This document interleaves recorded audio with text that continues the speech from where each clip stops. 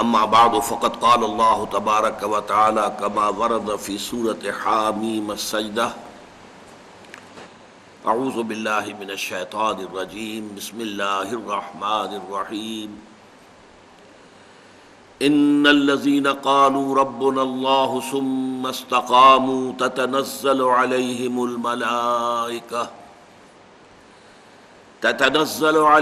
الملائكة ألا تخافوا ولا تحزنوا وأبشروا بالجنة التي كنتم توعدون نحن أولياؤكم في الحياة الدنيا وفي الآخرة ولكم فيها ما تشتهي أنفسكم ولكم فيها ما تدعون نزلا من غفور رحيم ومن أحسن قولا ممن دعا إلى الله وعمل صالحا وقال إنني من المسلمين ولا تستوي الحسنة ولا السيئة ادفع بالتي هي أحسن فإذا الذي بينك وبينه عداوة كأنه ولي حميم وما يلقاها إلا الذين صبروا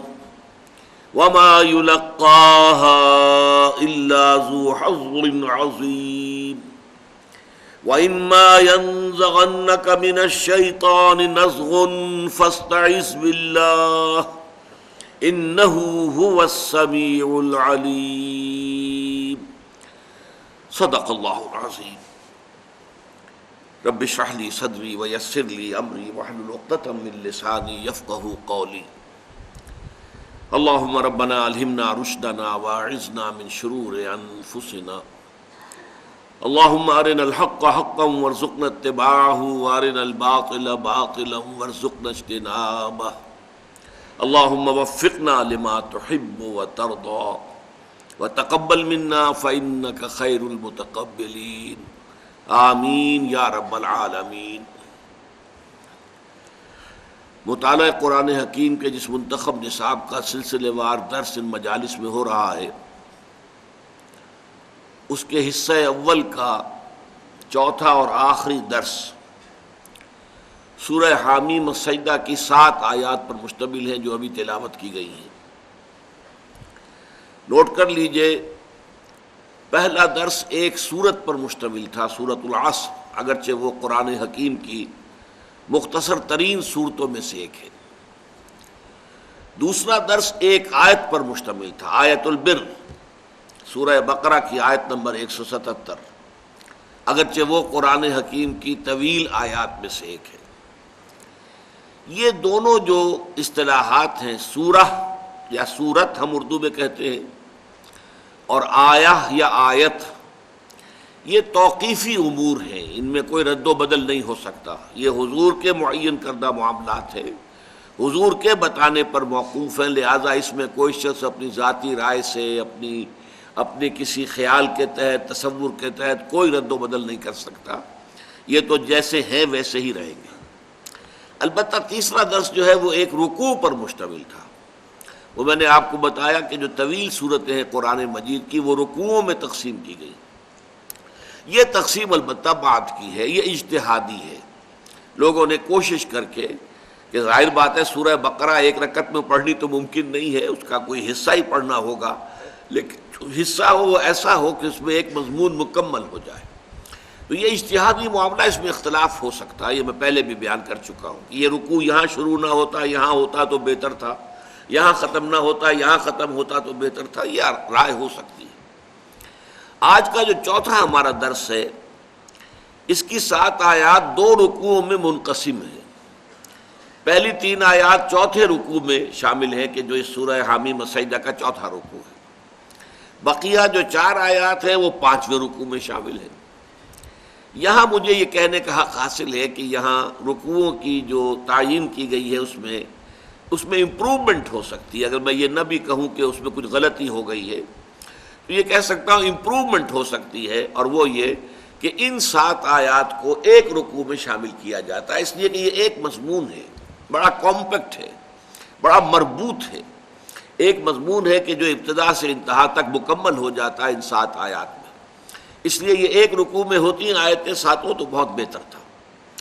یہاں یہ بات بھی نوٹ کر لیجئے کہ قرآن مجید میں جو طویل صورتیں ہیں ان میں 7 آیتوں کے مجموعے اور 3 آیتوں کے مجموعے آتے ہیں بکثرت، کہ جو بہت جامع ہوتے ہیں، جس کی مثال ایسے سمجھیے کہ کپڑا جو ہے اس کی بنتی ہوتی ہے تانا بانا۔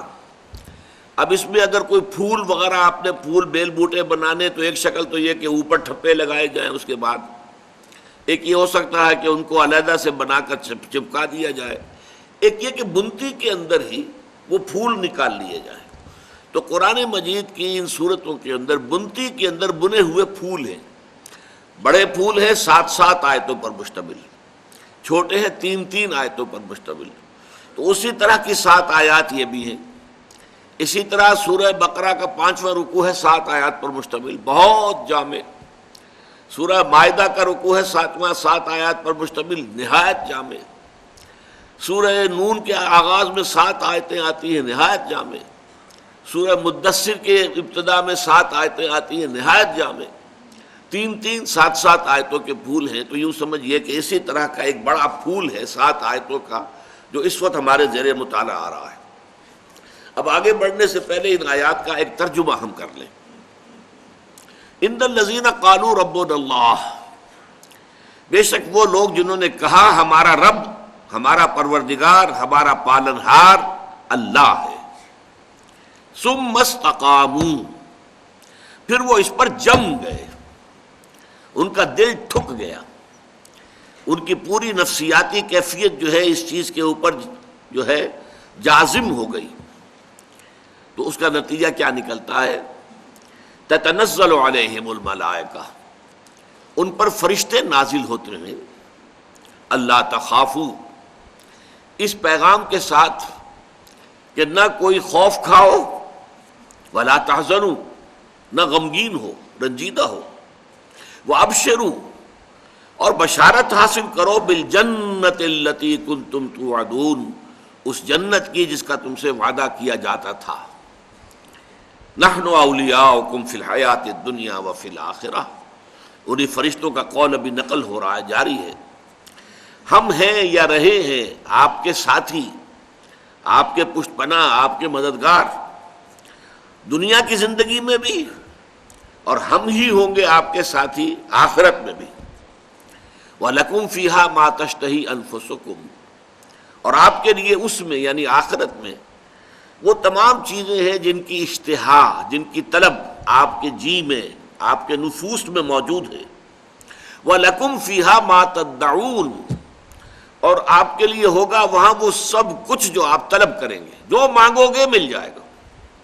نُزُلًا مِّن غَفُورٍ رَحِيمٍ، یہ ابتدائی مہمان نوازی ہوگی اس ہستی کی طرف سے جو غفور ہے، بخشنے والا، اور رحیم ہے، رحم فرمانے والا۔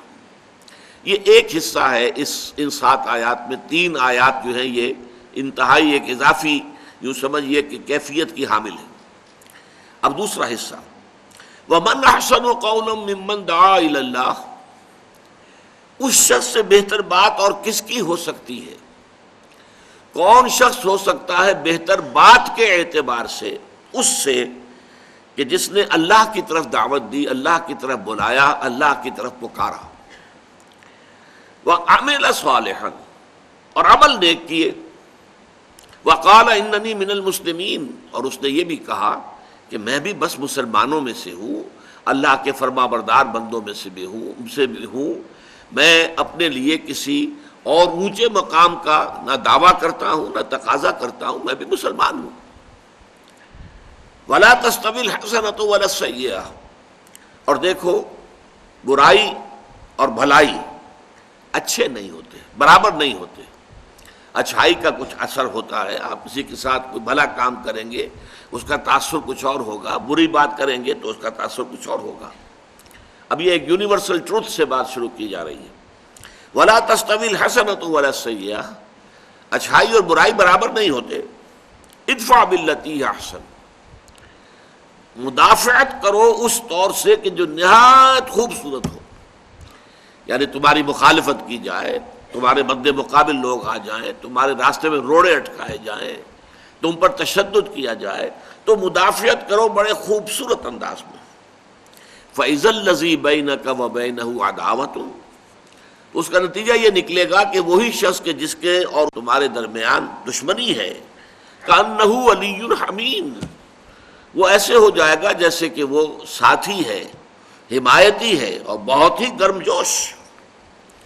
وَمَا يُلَقَّاهَا إِلَّا الَّذِينَ صَبَرُوا، لیکن یہ مراتب عالیہ عطا نہیں ہوتے مگر صرف انہی کو جو صبر کرنے والے ہیں، جھیلنے والے ہیں، برداشت کرنے والے ہیں. وَمَا يُلَقَّاهَا إِلَّا ذُو حَظٍّ عَظِيمٍ، اور یہ مقامات عالیہ، یہ مراتب عالیہ نہیں دیے جاتے مگر انہی کو جو بہت بڑے نصیبے والے ہیں، بہت خوش قسمت. وَإِمَّا يَنزَغَنَّكَ مِنَ الشَّيْطَانِ نَزْغٌ، اور اگر کسی وقت تمہیں شیطان کی طرف سے کوئی ٹھوکا لگ ہی جائے، کوئی تحریک ہو ہی جائے، فَاسْتَعِذْ بِاللَّهِ، تو پھر فوراً اللہ کی پناہ طلب کر لو، اللہ کی پناہ میں آ جاؤ. إِنَّهُ هُوَ السَّمِيعُ الْعَلِيمُ، یقیناً وہ سب کچھ سننے والا اور سب کچھ جاننے والا ہے. اب دیکھیے اس ترجمے کو سامنے رکھتے ہوئے پہلے بات تو ہمیں یہی نوٹ کرنی ہے کہ اس منتخب نصاب کے پہلے حصے میں جو 4 دروس ہیں میں نے آپ کو بتایا، وہ در حقیقت سب کے سب ان 4 باتوں پر مشتمل ہے. مختلف کانٹیکسٹ ہے، مختلف لیولز پر گفتگو ہے. بنیادی باتیں وہی 4 ہیں جو سورۃ العصر میں آئی ہیں کہ لوازم نجات کیا ہیں، نجات پانے کے لیے شرائط کیا ہیں. والعصر ان الانسان لفی خسر الا الذین آمنوا وعملوا الصالحات وتواصوا بالحق وتواصوا بالصبر. ان 4 مقامات پر آپ دیکھتے ہیں کہ وہی 4 چیزیں، اصطلاحات بدل جاتی ہیں، جو چیز جو ہے کوئی کانٹیکسٹ بدل جاتا ہے. جیسے دوسرے درس میں ہم نے دیکھا کانٹیکسٹ کیا تھا، نیکی کی حقیقت کیا ہے، تقویٰ کسے کہتے ہیں، اس کانٹیکسٹ میں بات ہو رہی ہے. بات وہی سورۃ العصر میں لفظ ایمان آیا اور آیت البر میں 5 ایمانیات، وہ کلی کھل گئی، 5 پتیاں ظاہر ہو گئی. وہی لوگ ہیں. بر جو ہے وَلَٰكِنَّ الْبِرَّ مَنْ آمَنَ بِاللَّهِ وَالْيَوْمِ الْآخِرِ وَالْمَلَائِكَةِ وَالْكِتَابِ وَالنَّبِيِّينَ. عمل صالح تھا تو وہاں پر آپ کو معلوم ہے کہ مال خرچ کرنا غریبوں کی حاجت روائی میں، پھر اقامت الصلاۃ، ایتاء الزکوٰۃ، معاملات جو ہیں ان کے اندر عہد کا ایفا کرنا، جو معاہدہ ہو جائے پورا کرنا. اس کے بعد یہ کہ صبر آخری شے، والصابرین فی الباساء والضراء وحین الباس. بس ایک خلا وہاں ہے کہ وہاں پر تواصی بالحق کا براہ راست ذکر نہیں ہے. وہ انڈرسٹوڈ ہے کہ ظاہر بات ہے یہ لوگ جو ہیں اس صاحب کردار، ان کی جنگ اگر ہوگی تو کس مقصد کے لیے ہوگی؟ خیر کے لیے ہوگی، بھلائی کے لیے ہوگی، نیکی کے لیے ہوگی، حق کے لیے ہوگی. تو گویا کہ امپلائڈ ہے. تیسرے درس میں پھر ہم نے دیکھا وہاں بحث کچھ اور ہو گئی ہے. حکمت کی بنیادیں کیا ہیں، اساسات حکمت. حضرت لقمان کی شخصیت کے حوالے سے ایمان کا ذکر بھی آیا، اس میں خاص طور پر شکر اللہ کا اور شرک سے اجتناب کرنا، پھر اسی میں انسانی اعمال کا نتیجہ خیز ہونا، اس کے نتائج نکلنے لازماً. پھر اس کے بعد اعمال صالحہ میں سے والدین کے ساتھ حسن سلوک اور نماز کا قائم کرنا. پھر تواصی بالحق کے لیے اصطلاح آ گئی نئی، وَأَمُرْ بِالْمَعْرُوفِ وَانْهَ عَنِ الْمُنْكَرِ، امر بالمعروف نہی عن المنکر. اور اس کے بعد صبر کا آ گیا، وَاصْبِرْ عَلَىٰ مَا أَصَابَكَ. اب یہاں بھی آپ دیکھیے سب سے پہلے ایمان کے ضمن میں کیا آیا؟ اللہ کی ربوبیت پر دل کا ٹھک جانا. اللہ کی ربوبیت، انسان کا مطمئن ہو جانا اس بات پر. بعد میں تفصیل سے اس کے بارے میں گفتگو ہوگی کہ اس سے مراد کیا ہے. لیکن نوٹ کیجئے ایمان میں سے اللہ تعالیٰ کی ربوبیت کا یقین، پھر فرشتوں کا ایمان. تتنزل علیہم الملائکہ، یہ فرشتوں کا ذکر دوسرے سبق میں بھی آ چکا ہے اور یہ اب چوتھے سبق میں بھی ہے. اس کے بعد ایمان بالآخرہ، لکم فیہا ما تشتہی انفسکم ولکم فیہا ما تدعون. آخرت میں تمہیں وہ سب کچھ ملے گا جس کی اشتہا اور طلب تمہارے نفوس کے اندر ہے، اور ہر وہ شے حاضر کر دی جائے گی جو طلب کرو گے۔ اور اس کے ساتھ ہی آپ کو معلوم ہے جنت کی نعمتوں پر ایمان، تو ایمانیات کی یہ چیزیں آ گئی۔ عمل صالح کے ضمن میں ایک بہت جامع اصطلاح یہ استقامت، کھڑے ہو جانا، جم جانا، جو بات کہی ہے اب اس بات کے تقاضوں کو پورا کرنا، ہر چہ بعد بات، اب ہو جو ہو سو ہو، یہ ہے استقامت۔ اس کے علاوہ پھر عمل صالح کا علیحدہ سے بھی ذکر کیا گیا کہ دعوت جو تم دو گے اللہ تعالیٰ کی طرف، تو تمہارا اپنا عمل اگر درست نہیں ہوگا تو نہ صرف یہ کہ وہ دعوت جو ہے وہ غیر مؤثر ہو جائے گی، بلکہ وہ دعوت بدنام ہو جائے گی کہ دیکھو ہی نہیں کتنی اچھی اچھی باتیں کرتے ہیں، کتنی اچھی باتوں کی دعوت دیتے ہیں، لیکن اپنا عمل ان کا دیکھیے وہ بالکل متضاد ہے۔ تو ومن احسن قولا ممن دعا الی اللہ وعمل صالحا۔ اس کے بعد نمبر 3، اور وہ نمبر 3 کیا ہے؟ تواصی بالحق۔ یہاں اس کی اصطلاح آئی ہے تواصی بالحق کا بلند ترین مقام، دعوت الی اللہ، اللہ کی طرف بلاؤ، اس کائنات کا مالک، خالق، رازق، پروردگار جو حاکم مطلق ہے اس کی طرف دعوت دو۔ یہ گویا کہ تواصی بالحق، وہ ذات حق سبحانہ و تعالی، اس کی طرف دعوت دینا۔ اس کے بعد یہ کہ اگر مخالفت ہے، اگر کوئی سامنے سے مقابلہ کیا جا رہا ہے، کوئی پرسیکیوشن ہے، کوئی تکلیفیں دی جا رہی ہیں، تو ادفع باللتی ہی احسن، تمہاری طرف سے مدافعت خوبصورت ترین انداز میں ہونی چاہیے۔ ایسا نہ ہو کہ تم گالی کا جواب گالی کی شکل میں دو، لوگ گالیاں دیں تم دعائیں دو۔ ایسا نہ ہو کہ تم پتھراؤ کا جواب پتھراؤ کی صورت میں دو، لوگ پتھراؤ کریں تم پھول پیش کرو۔ یہ طرز عمل جو ہے داعی کے لیے، جو پکارنے والا ہے، بلانے والا ہے، اس داعی کے لیے جو طرز عمل ہے وہ کیا ہے؟ اب کس قدر خوبصورت بات، لا تستوی الحسنۃ ولا السیئۃ، کون نہیں جانتا اچھائی اور برائی برابر تو نہیں ہو سکتے۔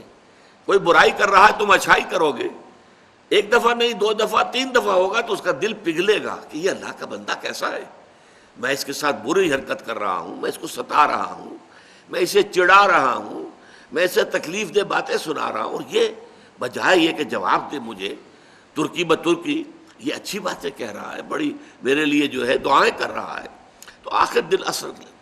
فَإِذَا الَّذِي بَيْنَكَ وَبَيْنَهُ عَدَاوَةٌ كَأَنَّهُ وَلِيٌّ حَمِيمٌ۔ اس عمل کی تاثیر یہ ہوگی کہ آج جو تمہارا بدترین دشمن نظر آ رہا ہے وہی تمہارا نہایت گرم جوش حمایتی بن جائے گا۔ آخری بات، وہ جو تواصوا بالصبر سورۃ العصر کی ہے، وَمَا يُلَقَّاهَا إِلَّا الَّذِينَ صَبَرُوا، وہ لفظ کیوں کا تو آ گیا۔ یہ مقامات عالیہ، یہ مراتب بلند نہیں دیے جاتے مگر دیتے ہیں بادہ ظرف قضا خار دیکھ کر۔ اللہ تعالیٰ بھی دیکھتے ہیں کس کا ظرف کتنا ہے، کس کے اندر کتنی بات کی سمائی ہو سکتی ہے۔ تو جو واقعتاً صابر لوگ ہیں، صبر کرنے والے اور بڑے نصیب والے ہیں، یہ مقامات بلند، یہ حظ عظیم، وما یلقاها الا ذو حظ عظیم۔ حظ کہتے ہیں نصیب کو، حصے کو، حظ تو حظ جو ہے جو بڑے نصیب والا ہے، ذو حظ عظیم۔ تو گویا کہ ہم نے دیکھ لیا کہ یہ وہی 4 باتیں سورۃ العصر والی یہاں بھی مختلف ذرا اصطلاحات کے حوالے سے آ گئی۔ یہاں ایک بات نوٹ کر لیجئے، در حقیقت اس مقام پر قرآن مجید میں ان 4 باتوں کی جو چوٹی ہے، کلائمیکس، وہ بیان ہو رہی ہے۔ ایمان کا لب لباب، ایمان کا خلاصہ اللہ تعالیٰ کی ربوبیت پر دل کا ٹھک جانا ہے۔ یہ میں جان بوجھ کر لفظ استعمال، دل کا ٹھک جانا، جم جانا، راسخ ہو جانا، یہ ایمان کا لب لباب ہے۔ اسی طریقے سے عمل صالح، استقامت، جامع ترین لفظ ہے۔ تواسی کی معراج، دعوت الی اللہ، اور صبر کی معراج، گالی کے جواب میں دعا، پتھراؤ کے جواب میں پھول، یہ صبر کی معراج۔ تو اس اعتبار سے یہ 4 جو مضامین ہیں اس مقام پر آ کر اپنے نقطۂ عروج کو، کلائمیکس کو پہنچ گئے۔ اب آئیے ایک ایک حصے پر ہم غور کرتے ہیں۔ ان الذین قالوا ربنا اللہ ثم استقاموا، بے شک وہ لوگ جنہوں نے کہا کہ ہمارا رب اللہ ہے۔ رب کے معنی کیا ہے؟ رب مالک کو بھی کہتے ہیں اور رب پروردگار، پرورش کنندہ، پالنہار کو بھی کہتے ہیں۔ را با با رب، در حقیقت یہ قرآن مجید میں 968 مرتبہ آیا ہے۔ مختلف ضمائر کی طرف جو ہے یہ مضاف ہو کر ربی، ربکم، ربنا، ربہو، ربہن، ربہم ضمائر ہے، لیکن رب کا لفظ جو ہے 968 مرتبہ، اور 4 مرتبہ اس کی جمع آئی ہے ارباب، اربابا من دون اللہ، اور اس کے معنی ہر جگہ کیا ہیں؟ پروردگار، پالنہار، پرورش کنندہ۔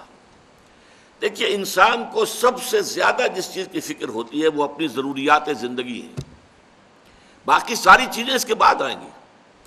سب سے پہلے یہ ہے کہ اپنے وجود کا پریزرویشن آف دی سیلف، اپنی ہستی اور وجود کو برقرار رکھنا، اس کے لیے اپنی ضروریات، کھانے پینے کی ضروریات ہیں، اور یہ کہ اپنے سر پر کوئی چھت ہونی چاہیے، اور تقاضے ہیں زندگی کے، حیات کے، یہ تمام تقاضے پورا ہونا یہ بیسک شے ہے، بنیادی شے ہر انسان۔ باقی منزلیں اس سے اوپر آئیں گی۔ یہ کہ بیسک ضروریات پوری ہو جائیں تو پھر آدمی کے اندر خواہش ہوتی ہے کچھ آسائشیں مزید حاصل ہو جائیں، آسائشیں حاصل ہو جاتی ہیں تو پھر خواہش ہوتی ہے تعیشات آ جائیں۔ یہ تو پھر یہ کہ حوث جو ہے انسان کی وہ جو ہے کہیں رکنے نہیں دیتی آدمی کو، اس کے اندر وہ حرص قانی نیست بے دل ورنہ درکار حیات، آنچ ماں درکار داریم اکثرش درکار نیست۔ بڑا پیارا شعر کہا ہے بے دل نے، عبد القادر بے دل، مرزا عبد القادر بے دل، جن کے بارے میں مرزا غالب کہتے ہیں طرز بے دل میں ریختہ لکھنا اسد اللہ خاں قیامت ہے۔ اب آپ اندازہ کیجئے کہ جس شاعر کو مرزا غالب کہہ رہے ہوں قیامت ہے تو اس سے آپ کو اندازہ ہوگا وہ کتنا بڑا شاعر ہے۔ لیکن کس قدر پیارا شعر کہا ہے کہ جو حضرت اورنگزیب عالمگیر رحمۃ اللہ علیہ کو بہت پسند تھا، بہت پڑھتے رہتے تھے۔ حرص قانی نیست بے دل، اے بے دل یہ انسان کی حرص ہے، لالچ ہے، ہوس ہے جو قانے نہیں ہوتی، ورنہ درکار حیات، ورنہ زندگی گزارنے کے لیے آنچ ماں درکار داریم، ہم نے جن جن چیزوں کو لازمی سمجھ لیا ہے اکثرش درکار نیست، اس کی اکثریت جو ہے وہ واقعتاً ضروری نہیں ہے، اس کے بغیر بھی زندگی گزر جاتی ہے۔ زندگی یوں بھی گزر ہی جاتی، کیوں تیرا راہ گزر یاد آیا۔ ہم نے جن چیزوں کو لازم سمجھ لیا وہ سب لازم نہیں ہے، وہ اضافی چیزیں ہیں بہت سی، اس میں آپ نے آسائشیں، تعیشات، نہ معلوم کن کن چیزوں کا اضافہ کیا ہے۔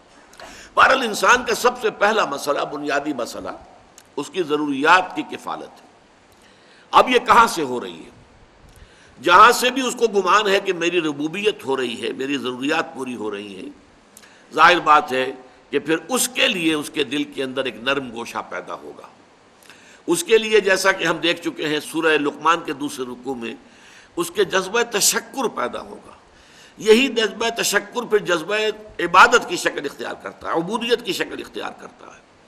لیکن یہ کہ ایک انسان کے دل کا اس پر ٹھک جانا، میرا پرورش کنندہ، میری ضروریات فراہم کرنے والا، میری حفاظت کرنے والا، مجھے پالنے والا، پوسنے والا اللہ ہے۔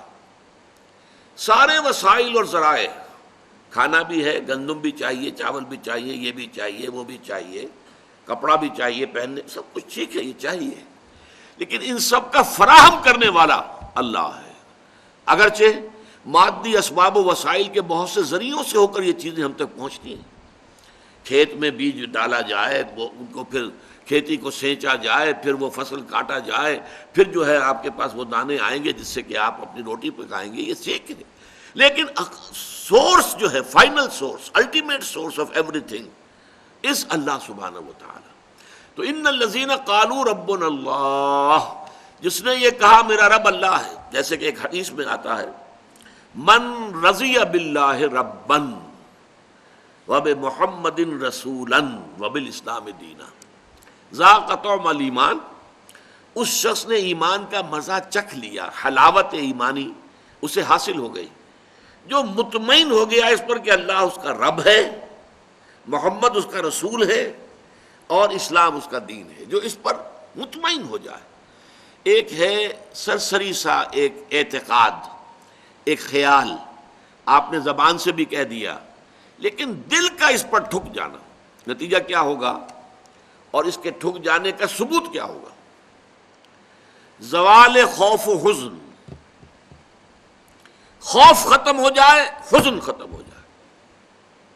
خوف کس چیز کا؟ جو ہوگا اللہ کے کیے ہوگا۔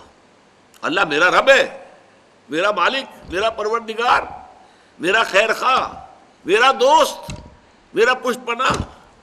اللہ ولی الذین آمنوا، اللہ ولی ہے اہل ایمان کا، ساتھی ہے، مددگار ہے، پشت پناہ ہے۔ آپ سوچئے ہمارے دیہاتی علاقے میں کسی شخص کے بارے میں معلوم ہو کسی کو کہ اسے بڑے زمیندار چودھری کی پروٹیکشن حاصل ہے، بڑے وڈیرے کا، یہ جو ہے بہت ہی منہ چڑھا ہوا آدمی ہے، وڈیرا جو ہے وہ اس پر بڑا مہربان ہے۔ اب اسے خوف ہوگا، اس کا ڈھور ڈنگر کوئی چوری کرنے کی جرت کرے گا، اسے کوئی نقصان پہنچائے گا، وہ پاؤں پھیلا کر سوئے گا، اسے خوف نہیں ہے، اس لیے کہ بہت بڑا وڈیرا، بہت بڑا جاگیردار، بہت بڑا زمیندار، علاقے کا چودھری جو ہے وہ میرا دوست ہے، میرا پشت پناہ ہے۔ اس پوری کائنات کا چودھری، پوری کائنات کا وڈیرا، پوری کائنات کا مالک، اگر آپ کو یہ اطمینان ہو کہ وہ آپ کا ولی ہے، یہ اطمینان کب ہوگا؟ جب آپ خود اس کے ولی بن جائیں۔ اگر آپ اس کے ولی بن جائیں گے تو وہ آپ کا ولی ہے۔ آپ نے سرسری سا رشتہ رکھا ہوا، اس کا بھی رشتہ سرسری سا ہوگا۔ آپ نے منافقت والی روش رکھی ہوئی ہے، اس کا معاملہ بھی پھر آپ کے ساتھ وہ نہیں ہوگا، خالص نہیں ہوگا۔ وہ تو جیسا آپ کا روش، آپ کی روش ہوگی۔ انا عندہ، یہ ایک حدیث قدسی میں آتا ہے، عند ظن عبدی بی، جو میرا بندہ میرے بارے میں ظن کرتا ہے میں وہی سلوک اس کے ساتھ اختیار کرتا ہوں۔ تو اللہ پر جم جانا تو اب خوف ختم۔ حزن کس بات کا؟ وہ تو جو کچھ بھی اللہ تعالیٰ نے چاہا وہ ہوا ہے۔ مجھے اچھا نہیں لگ رہا، میرا خیال ہے میرا بچہ فوت ہو گیا، مجھے تو رنج ہے، لیکن یہ کہ اس کا فوت ہو جانا ہی یقیناً بہتر ہے میرے لیے۔ اللہ تعالیٰ نے اس وقت اگر یہ فیصلہ صادر فرمایا، وہ میرا دوست ہے، میرا ہمدرد ہے، میرا بہی خواہ ہے، میرا خیر خواہ ہے، میرا پشت پناہ ہے، میرا مددگار ہے، اس کی طرف سے جو بات آئی کہ ہر ساقی ما ریخت عین الطاف است، یہ ہے در حقیقت زوال خوف و حزن، اور اسی کا نام ہے مقام ولایت۔ دیکھیے اس میں جو آیا ہے قالوا ربنا اللہ ثم استقاموا، یہ استقامت میں بہت ابتدا سے جو درس دے رہا ہوں تو ابتدا ہی میں یہ لفظ میرے زبان سے نکلا تھا، اور واقعہ یہ ہے کہ وہ موزوں ترین لفظ ہے۔ اس استقامت میں قیامت مضمر ہے۔ کیا معنی استقامت کے؟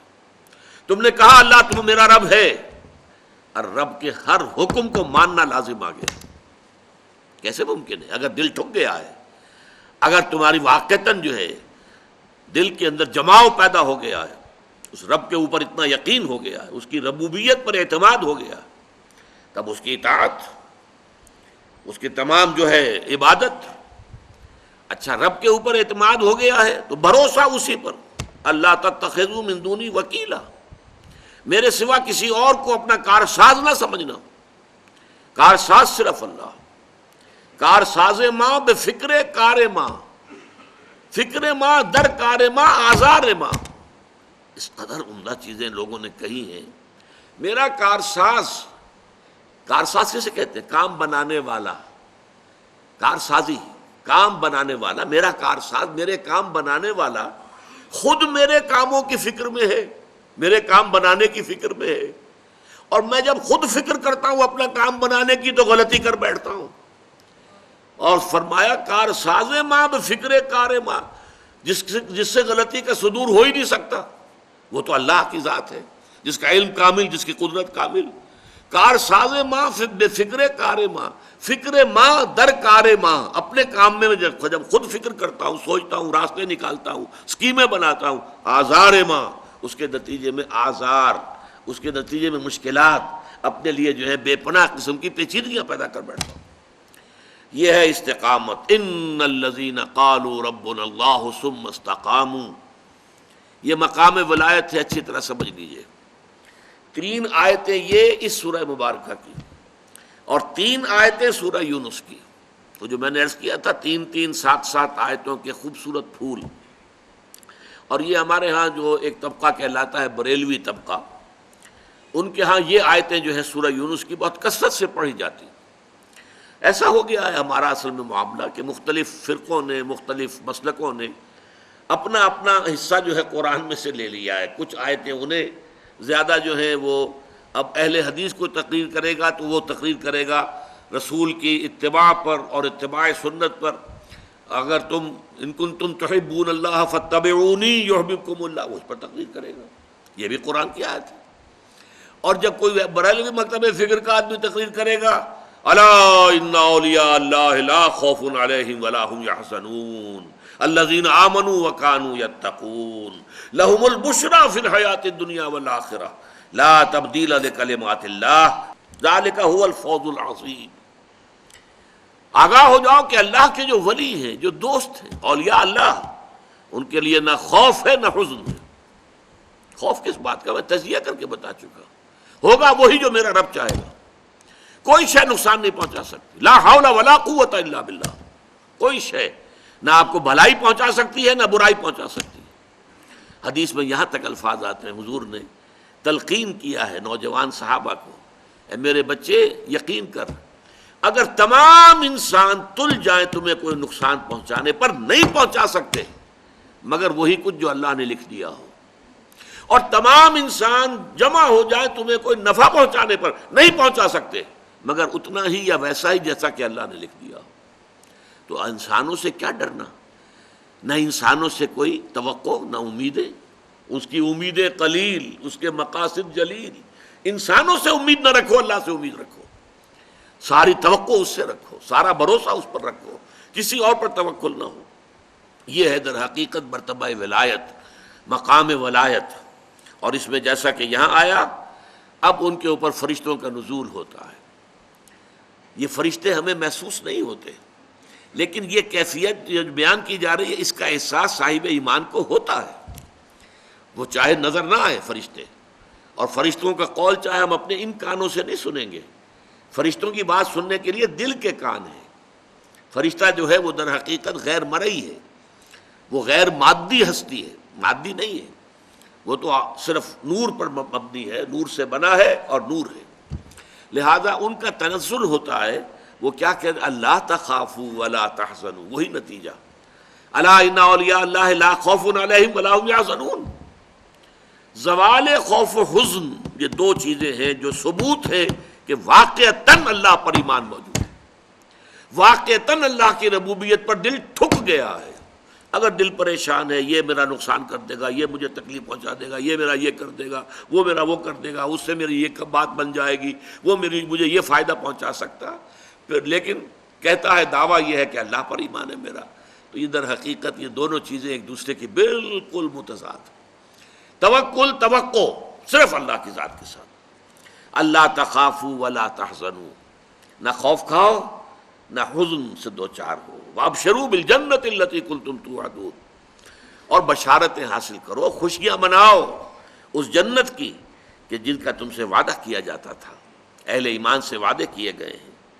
وَلَكُمْ فِيهَا نَحْنُ أَوْلِيَاؤُكُمْ فِي الْحَيَاةِ الدُّنْيَا وَفِي الْآخِرَةِ. ہم تمہارے ساتھی ہیں، مددگار ہیں، پشت پناہ ہیں، حمایتی ہیں، دنیا کی زندگی میں بھی آخرت میں بھی. یہ نوٹ کر لیجئے، یہ دنیا کی زندگی میں ایک چوسر کی جنگ ہے، جیسے چوسر کی سڑک ہوتی تھی. حق و باطل کی جنگ جاری ہے. حق و باطل کی ایک جنگ ہمارے اندر ہے. ایک طرف ہمارا نفس امارہ ہے جو برائی کی طرف ہمیں دھکیلتا ہے، ایک طرف ہمارے اندر روح ربانی ہے، وَنَفَخْتُ فِيهِ مِن رُوحِي، وہ ہمیں خیر کی طرف، بھلائی کی طرف، بلندی کی طرف کھینچتی ہے. ایک کشاکش جو ہے ہمارے اندر ہے. کچھ کشاکش باہر چل رہی ہے. ہمارے اس نفس کو تقویت دینے کے لیے، اسے مشتعل کرنے کے لیے یہ شیاطین جن موجود ہیں. الذی یوسوس فی صدور الناس من الجنۃ والناس. حضور نے فرمایا کہ جب قلب غافل ہوتا ہے اللہ کی یاد سے تو شیطان اپنی تھوتنی لگا دیتا ہے دل کے ساتھ اور پھونکے مارتا ہے اس کے اندر، مشتعل کرتا ہے. جو حیوانی جذبات ہیں، جو انسان کے سفلی جذبات ہیں، اڈ اور لبیڈو کے جو تقاضے ہیں، انہیں مشتعل کرتا ہے، ایکسائٹ کرتا ہے، تاکہ وہ مشتعل ہو کر اور وہ انسان کے جو ہے اس وقت ہوش اور حواس کے اوپر غالب آ جائے۔ اس کے مقابلے میں فرشتے ہیں غیر مرئی۔ فرشتے جو ہیں وہ ہمیں روحانی طور پر تقویت پہنچاتے ہیں۔ ہمارے اندر کا جو خیر ہے، جیسے کہ ہمارے اندر کا شر، نفسانیت، اس کو تقویت پہنچانے والے شیاطین جن باہر موجود ہیں جو نظر نہیں آتے۔ اسی طریقے سے ہمارے اندر کا خیر، روحانیت، اس روحانیت کو تقویت پہنچانے والے ملائکہ ہیں جو خارج میں موجود، وہ بھی نظر نہیں آتے۔ یہ بھی غیر مرئی، وہ بھی غیر مرئی۔ مرئی لوگوں کے اندر بھی جو انسان ہیں، خیر کی طرف بلانے والے بھی ہیں، شر کی طرف بلانے والے بھی ہیں۔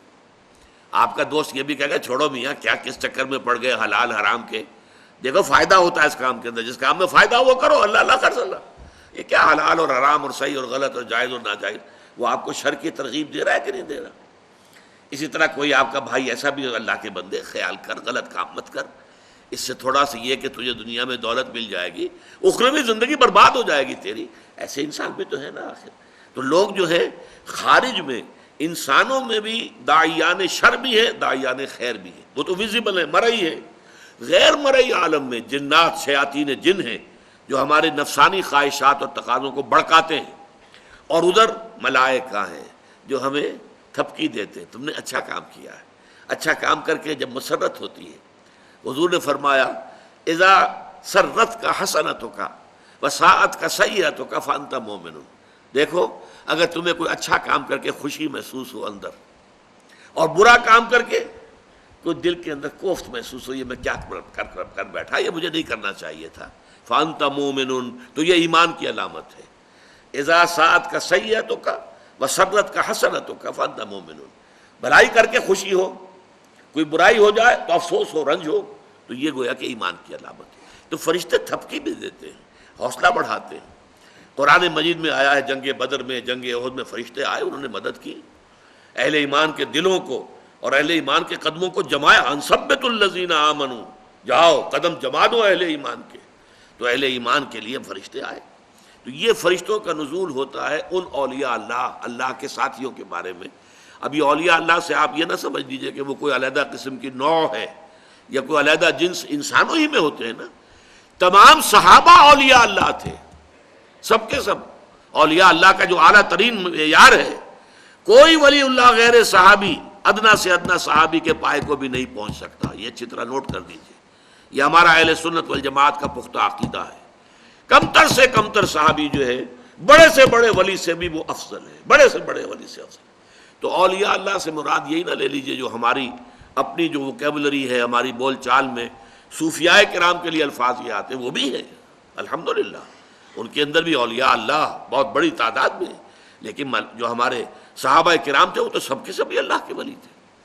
ان کے لیے آتا ہے نحن اولیاؤکم فی الحیات الدنیا وفی الآخرہ، ہم تمہارے ولی ہیں، مددگار ہیں، پشت پناہ ہیں، جمے رہو، قدم تمہارے ڈگمگانے نہیں چاہیے۔ اور آخرت میں بھی، جنت میں تو ظاہر بات ہے کہ دوستی انہی سے ہوگی، وہی آئیں گے۔ یدخلون علیہم من کل باب، قرآن میں آتا ہے جنت کے ہر دروازے سے وہ داخل ہوں گے سلام کرتے ہوئے، سلام سلاما، سلام اور سلامتی کے پیغام لے کے آئیں گے۔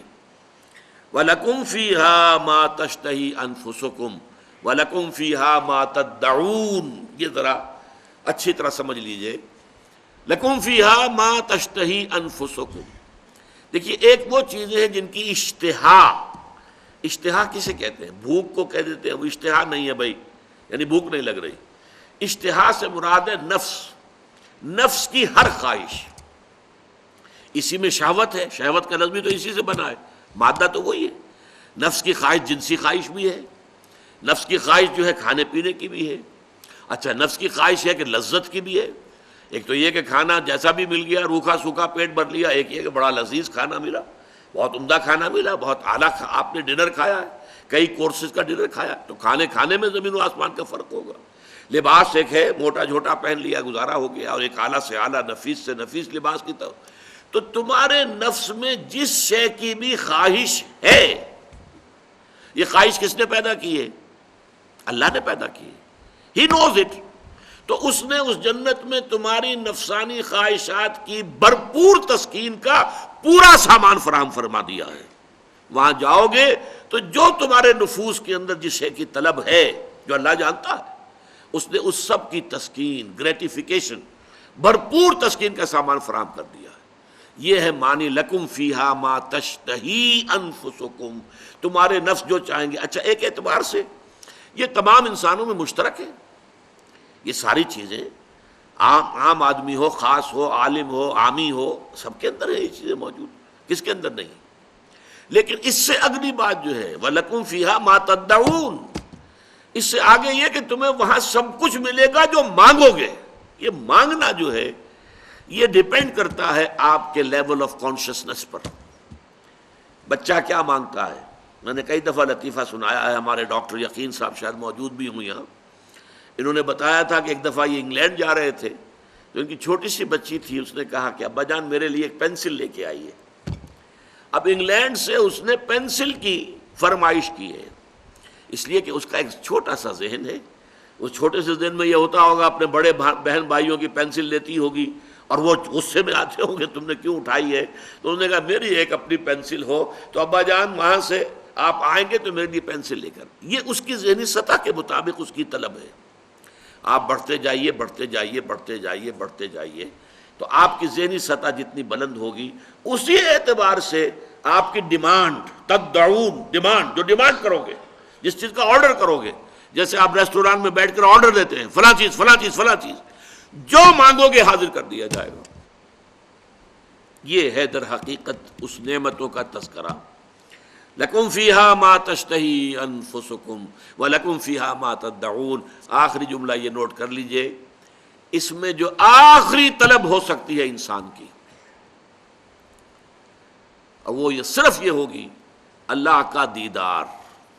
آخری شے، جنت میں جو آخری نعمت ملے گی وہ اللہ تعالیٰ کا براہ راست دیدار، اس سے بڑی نعمت اور کوئی نہیں۔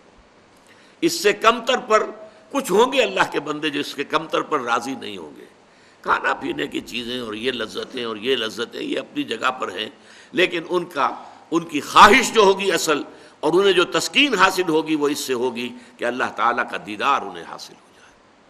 بارک اللہ لی ولکم فی القرآن العظیم ونفعنی وإیاکم بالآیات والذکر الحکیم۔